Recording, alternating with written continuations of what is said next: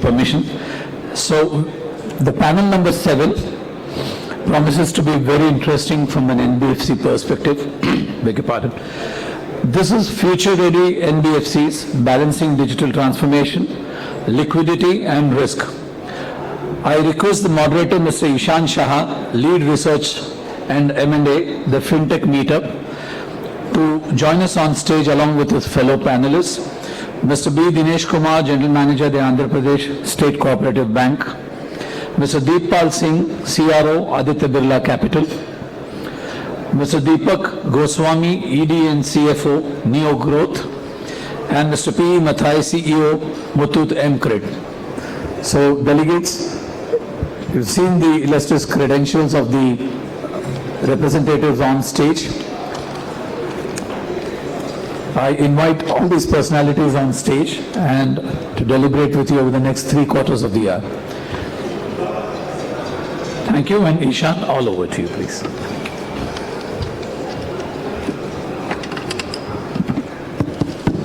Hello. Good. Thank you so much, the organizing team, and thank you so much, my fellow panelists. We were just having a good chat over there. Much of it was informal. We can't share more of it on the dais. But we'll quickly move on to the topic, right? Risk has been evolving. Earlier the risks were very different. Those risks still exist, and there are a new set of risks that keep coming into the landscape. Could be as good as deepfakes, cybersecurity, liquidity risk. Something happening at other part of the world is impacting your financial positions today. So start with you, Mr. Deep. How do you see the entire risk scenario landscape has changed? And at Aditya Birla Capital, across different business functions, what has been the top priorities as the risk landscape changes? Thanks, Ishan. So let me put it this way, especially now with the advent of risk, you can't just list down risk and say that this is rank number 1 or this is rank number 2 or number 3. As a risk professional, you will have to always have a unified impact. From a unified impact standpoint, you will have to look at all the risks which today exist. And I'll give you a couple of examples. Just look at the cyber security, cyber and the infosec risk. Look at the risk which is because of AI and the advent of AI. Look at the liquidity risk, look at the ALM risk that exists. Then you have the traditional credit risk, operational risks, all of them.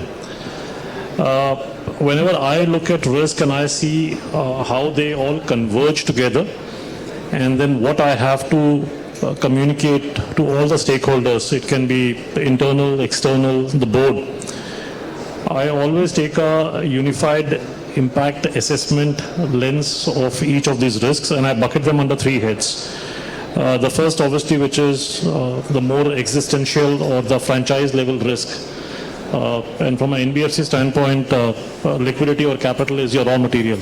So that is one of the biggest risks which exists, and you can't just ignore that. Then is the regulatory and the governance risk. That is, regulator gives you the license to operate. So that is again a risk which is paramount. Then is your cyber and infosec risk. Now these 3 risks typically is what I bucket under, say, existential or a franchise level risk. And for this, there has to be a zero tolerance. If you are not adequately capitalized, if you don't have good infosec and security frameworks in place, you certainly will have a challenge. And then if you are not governed properly and if you are not regulatorily compliant, you don't have compliance on that front, you will certainly have a challenge. Then I look at risks which are not existential, but they certainly can bring in what I call earning and capital level volatility. So things like ALM mismatch, your credit risk, all of that comes under this bucket. And the third is what I call as your emerging or the risk which can get amplified if not addressed early enough. And in this will come your AI, machine learning risk, your operational risk, so on and so forth. Fact of the matter is, if you can bucket all your risks in this manner, and then you look at how, when you do your sensitivity, how each one of these risks, they come together, and what kind of an impact they will have on you internally from your own risk appetite framework. And more importantly, from a regulatory lens, you have to look at how will the regulator and the external world view you. Because tomorrow, if you have a liquidity risk, if you have a risk in terms of your LCR going below the regulated threshold, your rating will get impacted. Your rating gets impacted, your cost of your lending, your borrowing cost increases. So those are the risks that you have to look together and then see as to how you would want to address them and rank them. So that is how I would want to go about it. Yeah. Correct. Either of these that keep you awake at night sometimes? The only thing which keeps me awake are the late night tweets which Donald Trump keeps on doing on Social Truth or Truth Social, whatever that platform is. Because next day's market reacts to what Mr. Trump, President Trump says. So that is something which keeps me awake. And then you have the fallout of whatever gets said. So today, obviously, what's happening in the Middle East and the conflict out there is having a serious impact. Everyone is waiting and watching in terms of how this ceasefire will either last, and if we are able to resolve this conflict, then perhaps there will be a breather.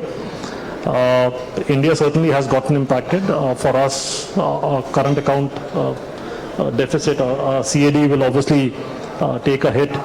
But I'm hopeful that if we are able to, or if this gets resolved on its own and resolved quickly, the impact would be limited and not as far-reaching as it would be if this would have continued for another couple of months. Then the impact would have been quite visible and quite serious. But otherwise, I think all the NBFCs today are in a fairly decent spot. Got it. Thank you so much. Mr. Mathai, sir, you operate in a space where so far you've been doing secured lending, and 90% of your book is almost secured in terms of gold loan, and you've also started MFI in the past few months. We've all seen how the MFI space has also gone under stress. And how do you go about balancing that, ensuring that risks are also maintained, and you also go on the agenda of financial inclusion and commercial viability? Yeah, it is a good question. Thank you very much for inviting me for this discussion. Now, the question which you asked is that how you are mitigating the risk when going to the microfinance. Now, microfinance, actually it is a good way of financing, and it is also easy to finance, but the risk is getting the money back. That is the most important thing. But if you are making the dispersal more prudent, then the risk of getting the money back is easy. In the case of microfinance, how identification of the client is most important. If you are identifying the proper client, then there is no reason for failure.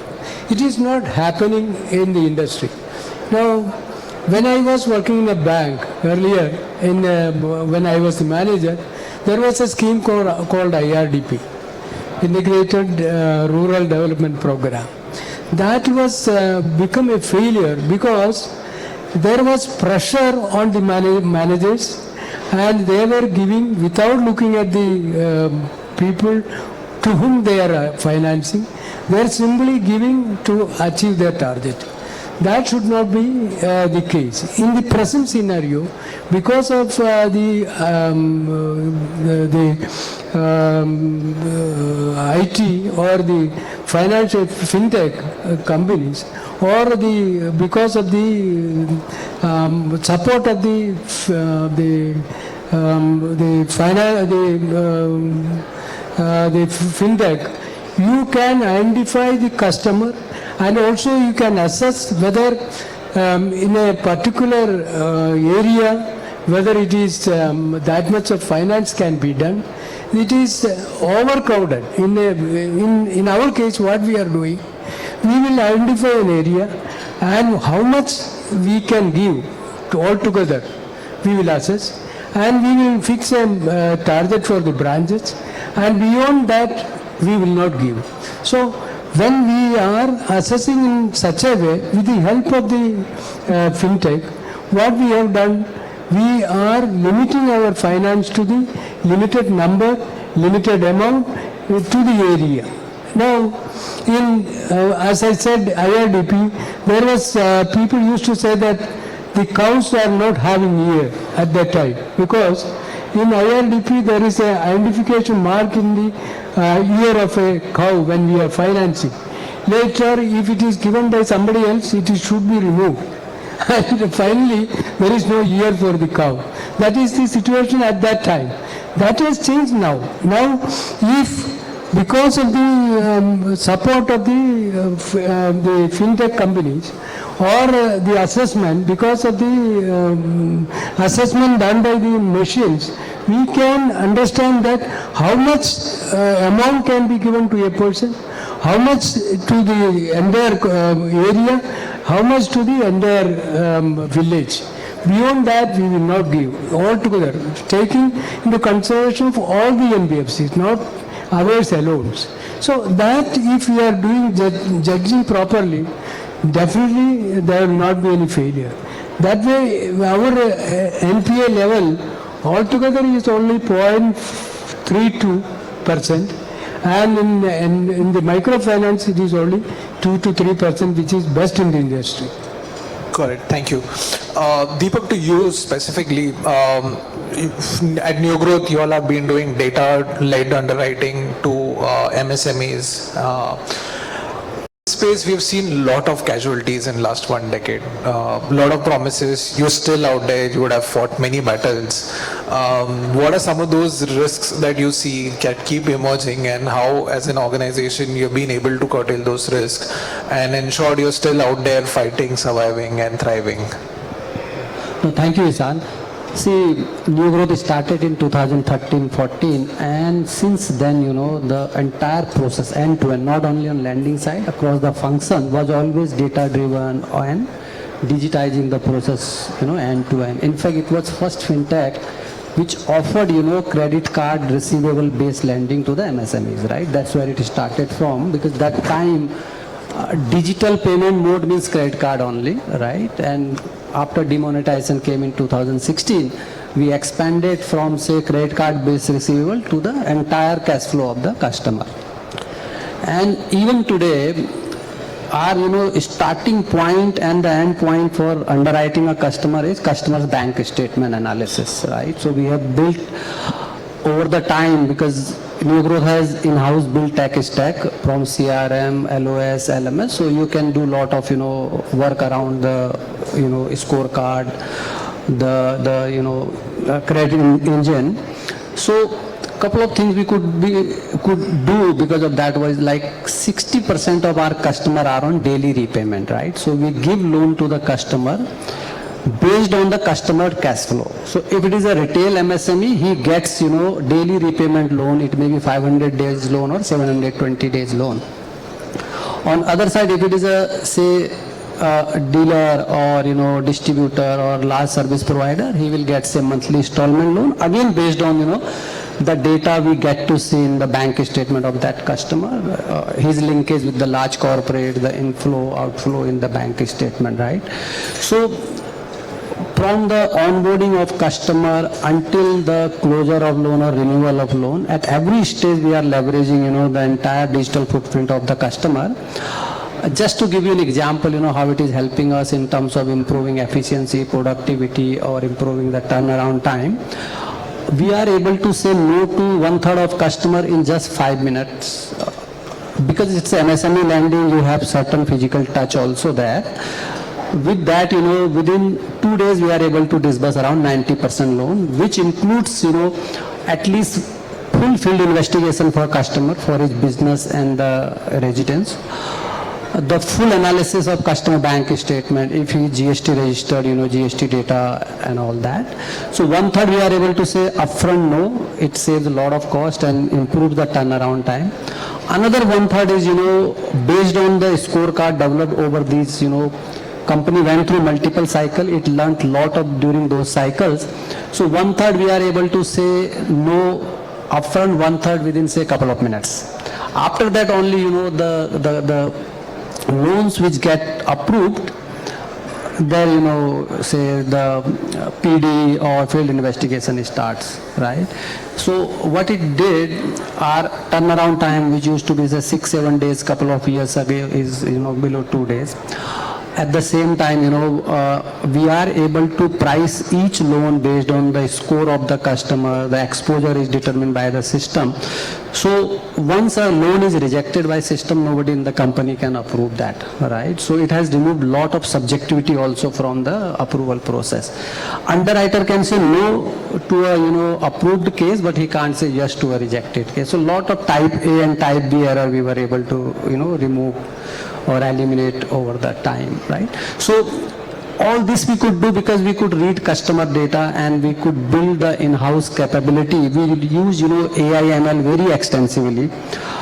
Even after onboarding for say collection, allocation of case to the which customer should be prioritized for collection, which customer we should be doing litigation or non-litigation, where we can upfront, offer settlement versus, work on the litigation. All that is being done through the data we kind of, use. Correct. Thank you so much. Dinesh, to you specifically, we've seen how the cooperative banking space has evolved, and we've also seen what kind of impetus regulatory clarity has also come from the regulator in this space. How do you think the overall sector and specifically at institution we've seen in the past that ALM has always been an issue in the cooperative banking space. How do you think that overall piece in respect to, on one hand, you have a lot of competition coming in, you have your own turf to protect, there are seasonal cycles with respect to cooperative banking. How have you all been able to manage this? Coming to this point of competition, so in the previous session also I have discussed the same thing. See, obviously Fintechs and NBFC, they are coming into the picture where we are already doing some business there. And if you take the context of rural cooperative banks, see, a grassroots level organization in our system, that is Primary Agriculture Cooperative Society, it is working from nearly 100 years old institutions are also there, which are working within the same vicinity of 10 to 15 villages.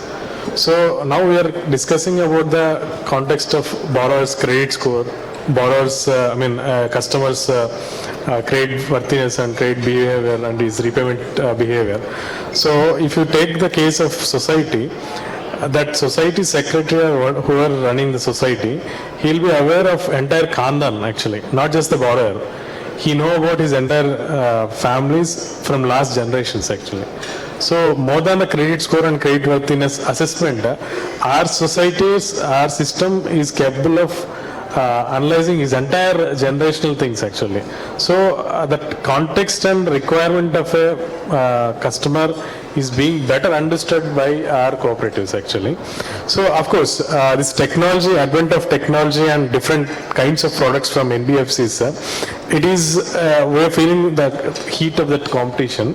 However, we are overcoming that with the local connect with our members. Basically, we are a member-driven institution. So we are doing our business for our members actually. So we are using this technology to converge all these data points and formulate perfect product for him. If required, every member will be having a separate product actually. It's not a single product being catered to all customers. Every member will be given a different product and given the autonomy at our 3-tier structure, different levels, decision will be made then and there itself. So obviously what we feel is taking partnership with fintechs and NBFCs, we can explore different kind of financial business in the rural areas actually. So we are not just after the speed given by the fintech and not just the volume given by the NBFCs. We are actually understanding the context and situation of our borrower, which will bring actually the sustainability for our finance. Now if you see with these digital lending apps and there is a stress being accumulated at the consumer level, and even the NPAs are rising at NBFCs. So this can be addressed if they partner with rural cooperative banks. So this is how we see the competition that is being arised from NBFCs and fintechs. Coming to the ALM model, see, as I mentioned, our cooperatives work in a federation structure. It is like society, there is a district level organization, there is a state level organization. So it is not just a bank level, balance sheet level ALM. It is a holistic ecosystem level ALM, and the technology is obviously supporting us because earlier we used to predict the requirements outflow and inflow. Now that is being done on real-time basis. So we have computerized our grassroots level organizations also. Now we have clear visibility. What is coming in and what is going out at what periodicity. So with this thing, we are building an ecosystem level ALM across the 3 tiers, and ultimately we at state level and there is a district level DCCB. So we are there to balance. For example, if you take one particular area in a state, there might be some flood or there might be some drought kind of situation. They will not be getting some inflow recoveries. So we are there at state level. We can balance the funds, excess funds in some area, maybe excess funds in more urbanized areas. We will collect deposits and we will deploy somewhere. So we are acting as a balancing reservoir for all entire system actually. So obviously we are doing our role and technology is supporting in this journey actually. Got it. Thank you so much. Coming to you, Deep, you would have fintechs who come and say that we've built AI models that can help you underwrite better, can give you scorecards, can help you manage risk. And you have your internal teams also that come up with certain AI ideas, right? Could be around anything, could be around origination, collections, or either of your functions. As a chief risk officer, what guardrails you think are important when it comes to using AI within specific set of functions? I'm sure most people are still on that wait and watch mode. Most people have not gone full-fledged in terms of AI deployment, but everyone has been saying that you have to be cautious in financial services business. No, thanks, Ishan. And that risk is real. So the risk of, so earlier we used to call it the model risk management framework, the MRM.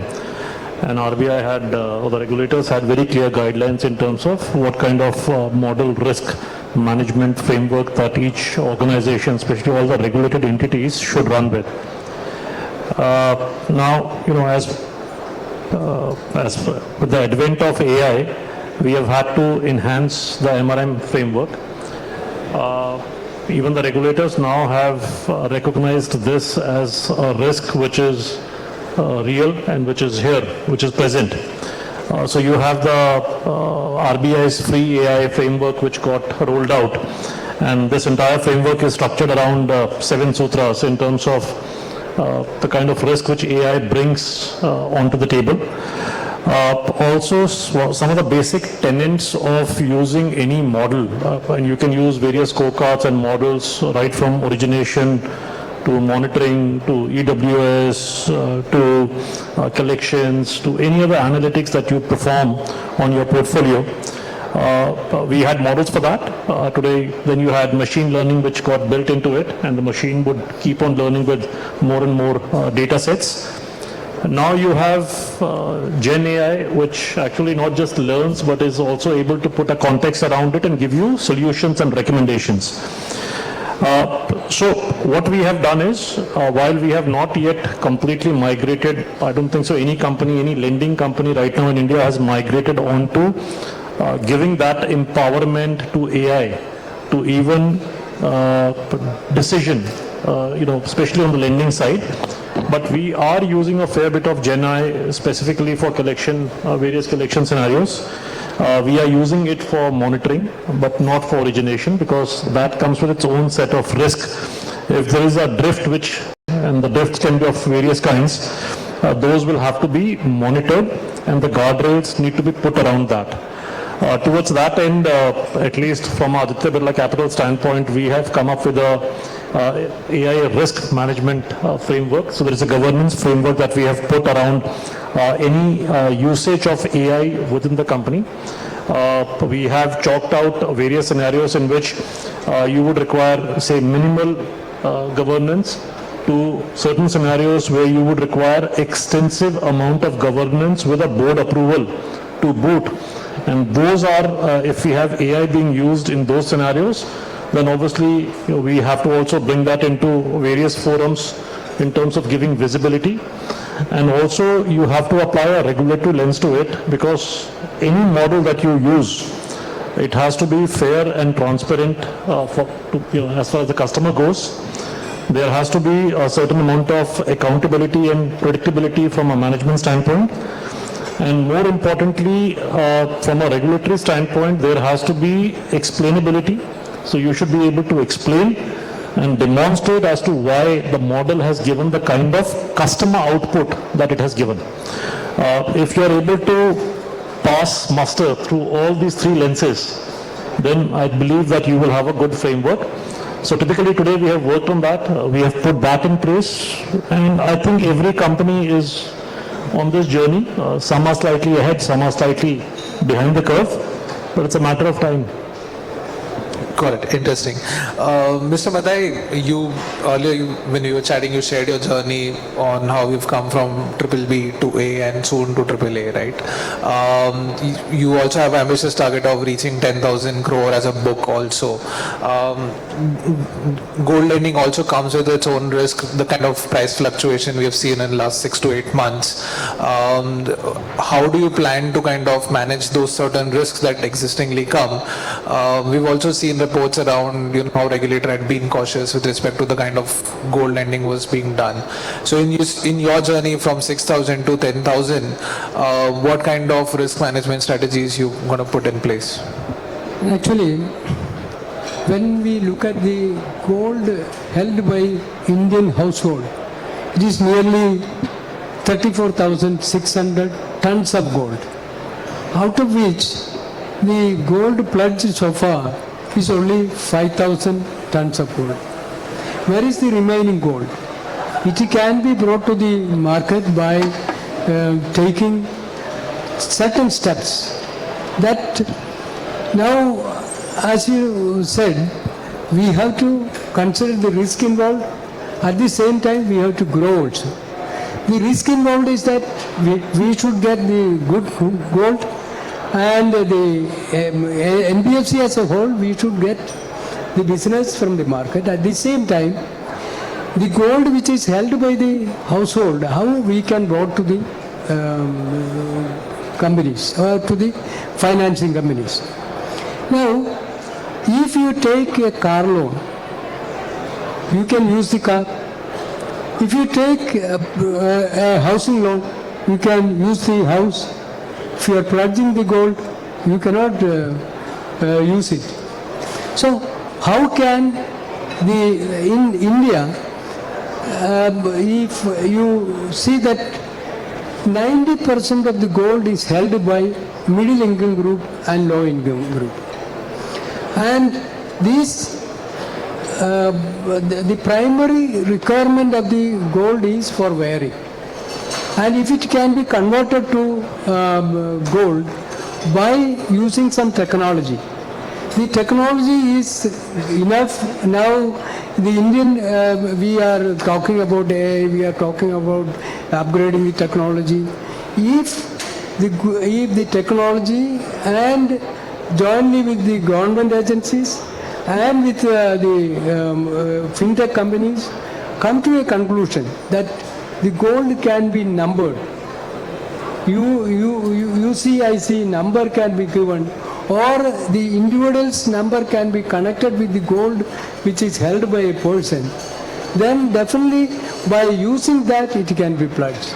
That is how we are, if that is happened, there will be definitely there will be a striking difference in the Indian market, and NBFCs will contribute mainly towards, because the value of the gold held by the Indian household is equivalent to 3.71 trillion US dollar, which is equal to our GDP.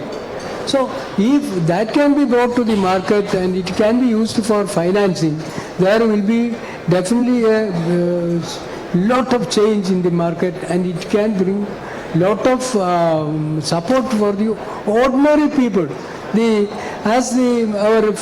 Our father of nation said, to India become strong, the village becomes strong. And this gold is held by the villagers, ordinary people. So if it can be used by their primary requirement, and if it can be pledged, not pledged, it can be a source for raising fund, then it will be there. It will bring sea of change in the Indian economy. And the risk, how we can, how we are reducing our risk. We are focusing on low ticket loans. Our average ticket size is 60,000 to 70,000. Even if some risk comes, we can identify it immediately. And the gold, if one type of gold is coming out for pledge, the same type will be appearing in different locations. So if we are in a position to block it in the initial stage itself, we can definitely reduce our risk. Got it. Thank you. That's an interesting insight. Over to you, Deepak. You're a growing NBFC, and as a CFO, you always have a view on how do you go about raising more funds, be it debt or equity, either fuels growth for you. What kind of conversations have changed the way investors are looking at you right now? And by you, I mean I specifically am referring to the entire NBFC space, specifically somewhere around 1,000 to 2,000 crore kind of a book size. How have the conversations changed with respect to liquidity and risk? Yeah, so see, the liquidity is the critical raw material for any lending business, right? And there are times when liquidity is available easily, and there are times, when it is very tight. And what I have seen, NBFCs in different point in time, if there is an adverse cycle, definitely, liquidity becomes tighter. And normally you see from lender perspective, they have the view on the entire segment of the borrower, right? The way we have on our borrower, the same way lenders of, our lender has the. So the discussions are mostly around, definitely the credit risk, how it is evolving in the portfolio NBFC already have. Then what is the roadmap for equity raise? If there is a hit on the net worth, how that is being made up, either from say existing shareholders or raising fresh capital from say market. What we have seen, at least in NeoGrowth, we have around 40 lenders. So if you have well diversified set of lenders, so we have around 45% borrowing overseas DFIs lending to NeoGrowth. Then we have around 15% banks, around 40% large NBFC, then AIF and retail investor. So with well diversified lender set, if there is tightening in one segment, say large NBFC is not lending for time being, so you have to start discussion with DFIs or say banks. Normally pricing goes up in this kind of scenario because the risk premium goes up. But at least we found if you have good governance over the time, you are able to demonstrate to all the lenders that be it tough time or normal time, you are very conservative, maintaining high liquidity. That really helps, right? So even in current scenario for NeoGrowth, we are able to raise liquidity as we want to grow. But what we are doing ourselves is balancing the growth with the uncertainty in the market, because whatever is going on currently and for last 2 years is impacting MSME and the unsecured lending space more than, other spaces, right? So discussions are mostly around how the outlook is looking, and we are able to raise money, right? Got it. Yeah, like I mentioned, you guys have been out there in the market for a very long time. A lot of other players also folded up in that space. But thank you so much for the insights. Dinesh, to you, state cooperative banks are in each state are one of the largest pillars of the cooperative institution in that particular state. And you service a lot of other downstream cooperative institutions also. It could be UCB, DCCBs or PACs. How do you go about assessing their risk models when you go out and kind of lend to them as well? So coming to the risk, majorly what we see in our three-tier structure is actually one thing is ALM as we discussed, and the other is majority of it is being refinance kind of book debts kind of thing actually. So what are the book debts at society level? Village level, we are refinancing that, and obviously in addition to that, actually majority of this is being routed to agriculture, where inflows will be seasonal actually and dependent on multiple factors. So this we see we are addressing these kind of situations by by diversifying our credit portfolios. And at the state level, we are trying to do institutional finance, where we are trying to involve ourselves in value chain financing, and even maybe we are exploring the scope of embedded finance also. So maybe diversification is one thing which we are trying to leverage, so as to curtail our limited exposure, and wherein we are attracting unnecessary concentration risk. And coming to this recent guidelines, revised guidelines from RBI is also pushing us to diversify our loan portfolio with respect to housing loans, and of course again into the priority sector lending itself, but the portfolio will be shifted towards away from the agriculture, so which will where we can leverage this risk aspects. So and again this technology is supporting us in monitoring the field level things actually. So nearly 60 to 70% of our balance sheet is on book dates, wherein monitoring of our client's client is required. So now using this technology, we are trying to monitor at grassroots level, and even we are trying to leverage on technology to soft follow clientele at field level. So we are approaching different ways using the technology. We see obviously we are used to this, and we are in the system. This more than a risk perspective, we see this like this is a responsibility being in the apex position. So got it. Thank you. We still have 3 minutes left. Maybe can I have one question from the audience? Can we have the microphone?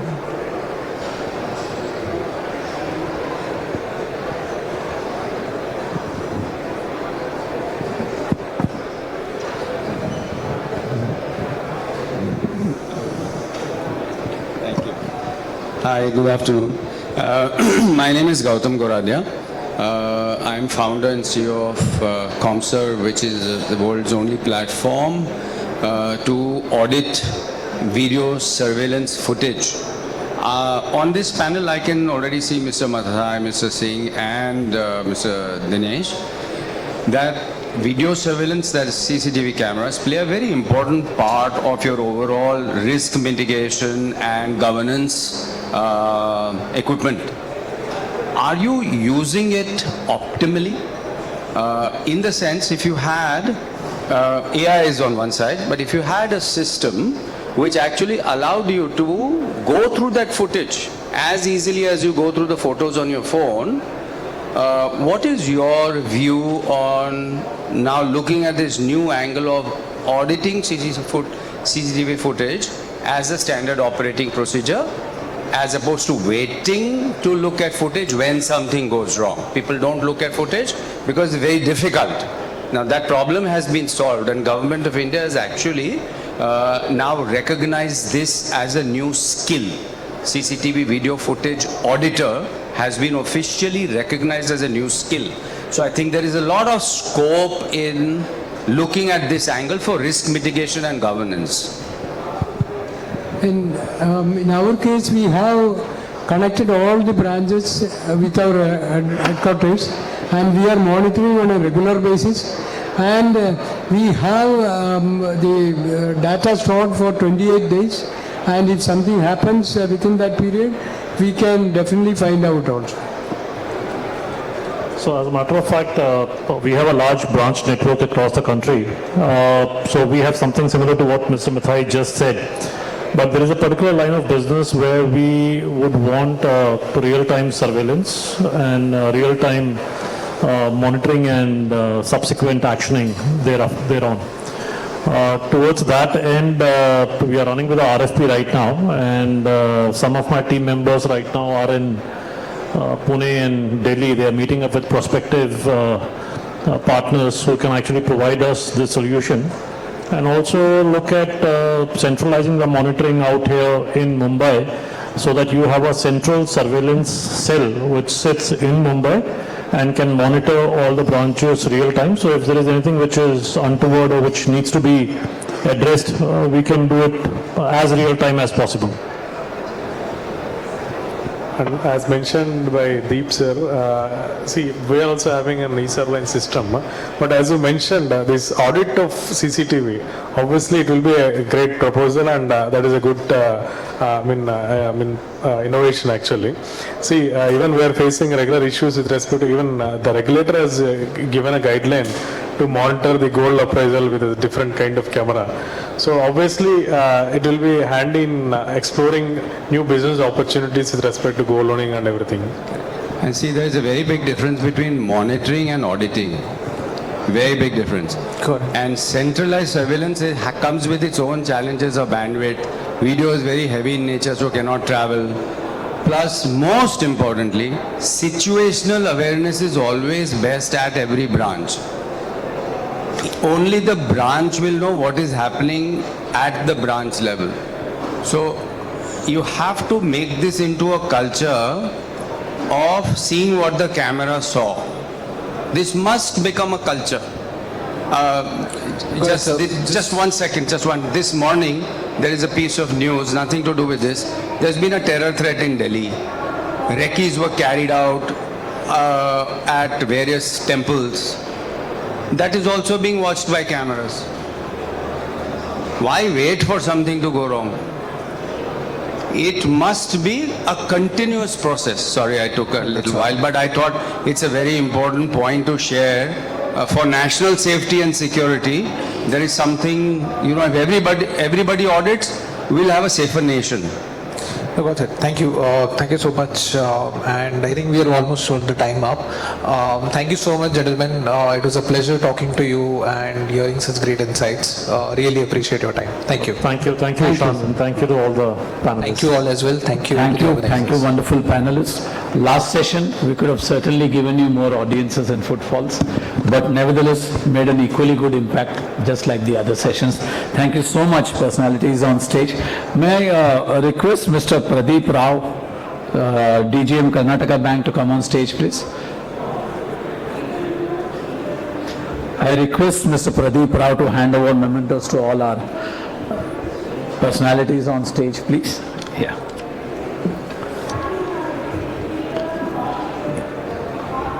Mr. Ishan. Ishan, who's the? Okay.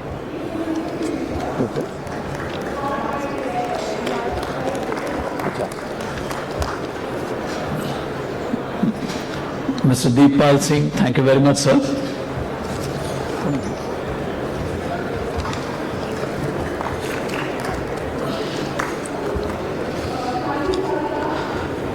Mr. Deepak Goswami.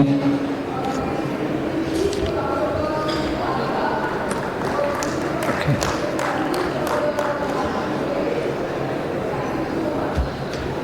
Mathai, sir. Thank you, Mathai, sir.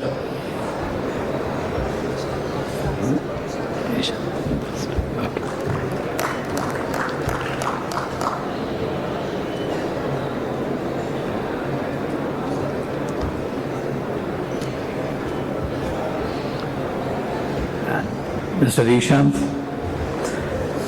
Thank you, Ishan, for leading the panel in such a wonderful manner. Thank you. Can we have a photo session, please? Yeah.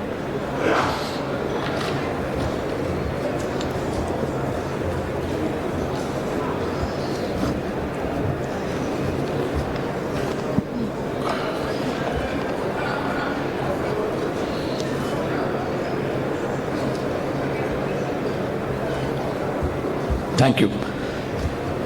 Thank you, distinguished dignitaries on stage, and